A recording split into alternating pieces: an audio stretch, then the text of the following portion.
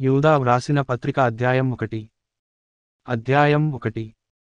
1 యేసుక్రీస్తు దాసుడును యాకోబు సహోదరుడునైన యూదా, తండ్రి అయిన దేవునియందు ప్రేమింపబడి, యేసుక్రీస్తునందు భద్రము చేయబడి పిలువబడిన వారికి శుభమని చెప్పి వ్రాయున్నది.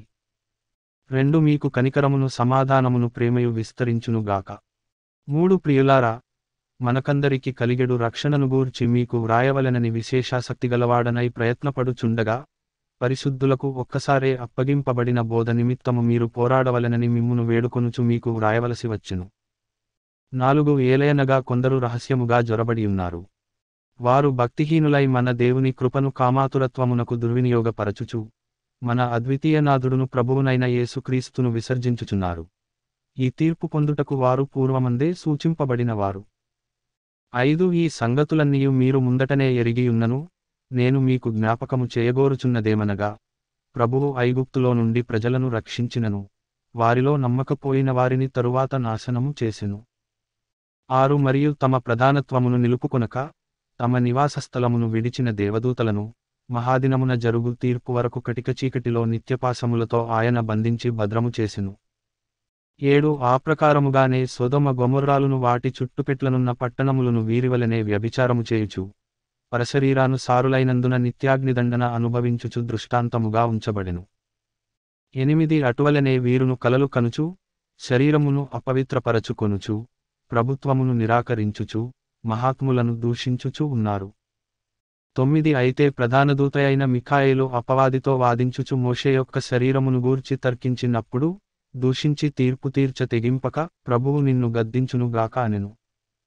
10 వీరైతే తాము గ్రహింపని విషయములను గూర్చి దూషించువారై, వివేకశూన్యములగు మృగములవలె వేటిని స్వాభావికముగా ఎరుగుదురో వాటి వలన తమ్మును తాము నాశనము చేసుకొనుచున్నారు. 11 అయ్యో వారికి శ్రమ! వారు కయీను నడిచిన మార్గమున నడిచిరి, బహుమానము పొందవలెనని బిలాము నడిచిన తప్పుత్రోవలో ఆతురముగా పరుగెత్తిరి, కోరహు చేసినట్టు తిరస్కారము చేసి నశించిరి. 12 వీరు నిర్భయముగా మీతో సుభోజనము చేయుచు, తమ్మును తాము నిర్భయముగా పోషించుకొనుచు, మీ ప్రేమవిందులలో దొంగ మెట్టలుగా ఉన్నారు.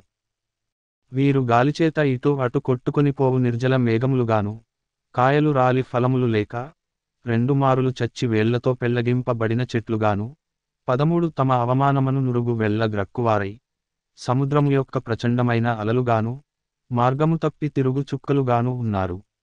వారి కొరకు గాఢాంధకారము నిరంతరము భద్రము చేయబడి ఉన్నది.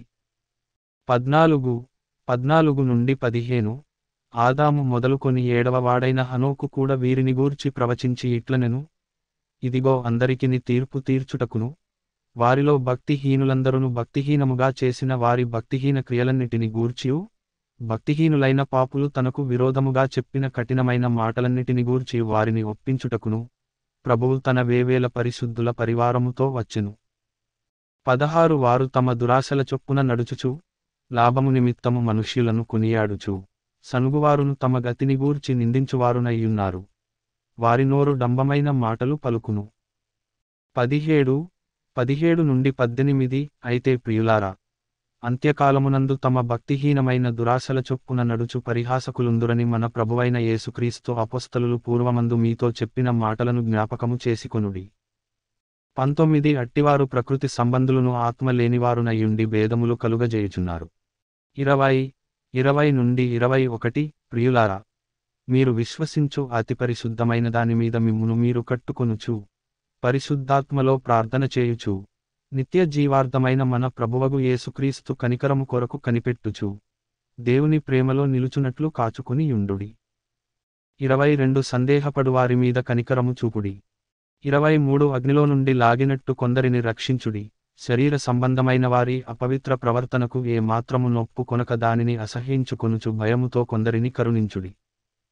24 నుండి 25 తొట్రిల్లకుండా మిమ్మును కాపాడుటకును, తన మహిమ ఎదుట ఆనందముతో మిమ్మును నిర్దోషులనుగా నిలువబెట్టుటకును, శక్తిగల మన రక్షకుడైన అద్వితీయ దేవునికి, మన ప్రభువైన యేసుక్రీస్తు ద్వారా, మహిమయు మాహాత్మ్యమును ఆధిపత్యమును అధికారమును యుగములకు పూర్వమును ఇప్పుడును సర్వయుగములును కలుగును గాక. ఆమేన్.